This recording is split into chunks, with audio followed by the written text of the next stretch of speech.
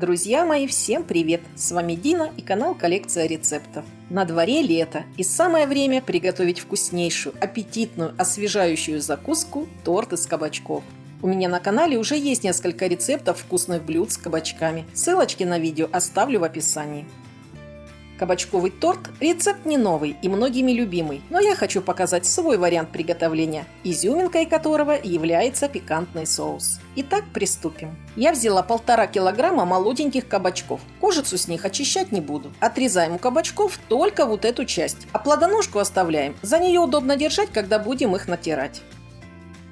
Берем глубокую миску и на крупную терку натираем все кабачки. В моей семье очень любят это блюдо, и поэтому как только начинается сезон кабачков, я не упускаю возможность приготовить такую закуску. Если у вас кабачки довольно зрелые, с грубой кожицей, то ее обязательно нужно удалить. Впрочем, как и семена.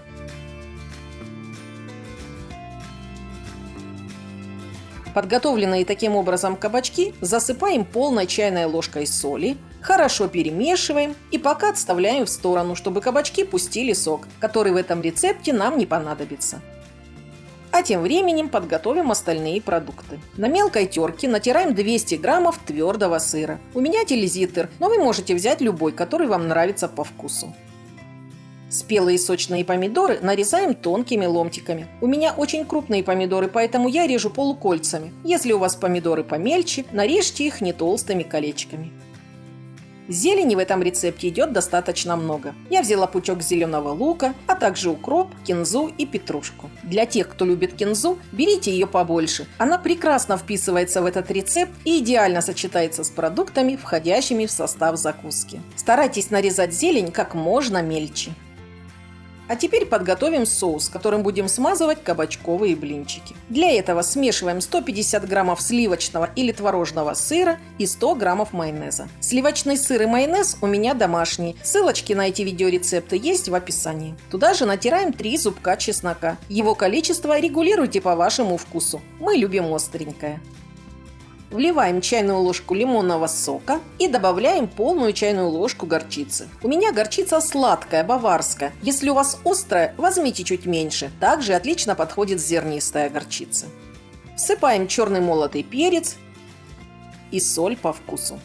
Все хорошо перемешиваем. И соус готов. А пока мы все подготавливали, кабачки отлично пустили сок. Сливаем на дуршлаг. Хорошо отжимаем и перекладываем их обратно в эту же чашу.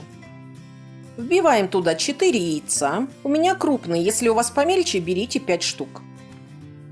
Добавляем немного соли, черного молотого перца и перемешиваем.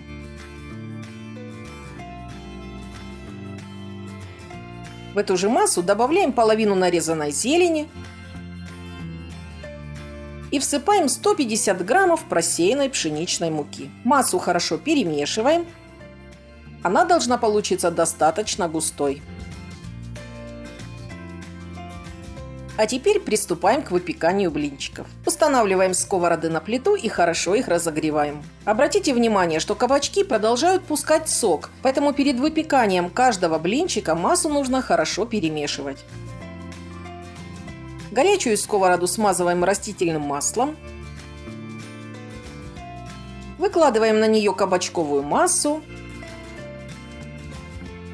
И равномерно распределяем по всей сковороде. Старайтесь выкладывать массу не очень толстым слоем, но и не совсем тонким, иначе блинчики будет сложно перевернуть. Убавляем нагрев и обжариваем блинчики на среднем огне. Как только одна сторона зарумянится, аккуратно переворачиваем их.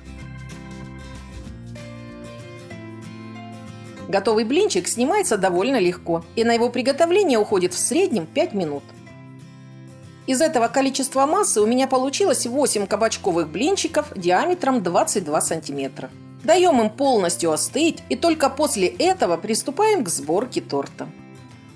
Сразу берем блюдо, на котором будем подавать эту закуску, и собираем торт в такой последовательности. Кабачковый блинчик, чесночный соус-заправка, ломтики помидоров,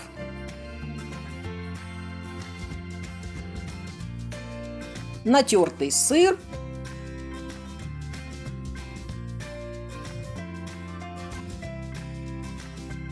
и совсем немного зелени.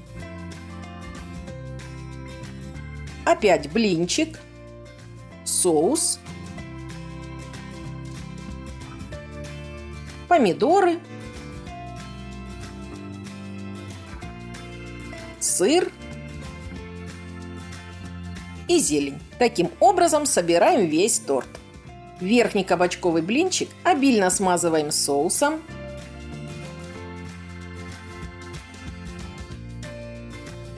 Щедро присыпаем сыром.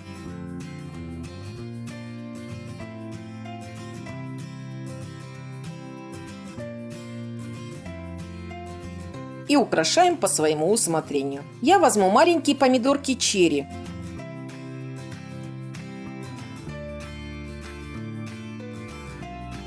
И присыплю все зеленью.